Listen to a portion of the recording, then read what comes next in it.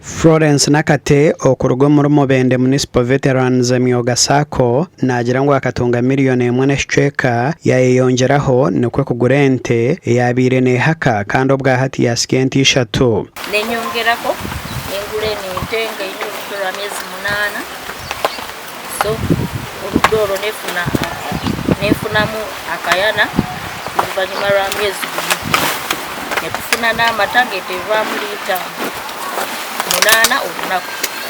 Ogu nagira ngo emyoga ehindwira amagara ge hamwe na famire ye ahabwo kuba ngo akaba nashohoza sente nyingi mu kugura amatega abana konka hata nagiha famu ye zegaze kikyusiza obulamu bwage kubanga kati sente zitwayitunda mu mata twayite tuzifuna luli n'amata twayitugagula buguzi tutegeeze zisente tezikyakuluma kikyusiza obulamu bwage kubanga era entisa twayite tuzina kale kituzaamu amaanyi olw'okubanga tuzirabawo ogwahigira abakazi okukolesa jakasente kabo barukukateeko mu bintu ebirukureeta amagoba bannange ekiboba bafunye akasente konna bagule ekintu ekisobola okuzaawo sente z'amangu baba bafunye akasente banga asevinza akasente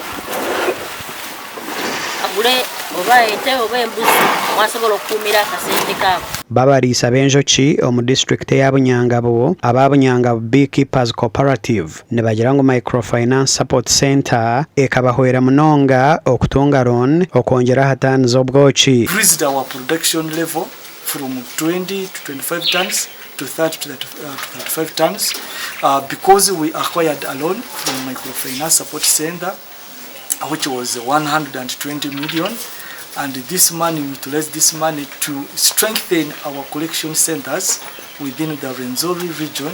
Abantu bagira ngo amana hate bagatire ahamenyeto okureba ngo bayejombera nabo mu kurisa enjoki. Focus on youth because youth they easily adjust to the modern ways of beekeeping practices than the old ones. And here we are looking at youth. We give them a priority. But also we train elder youth,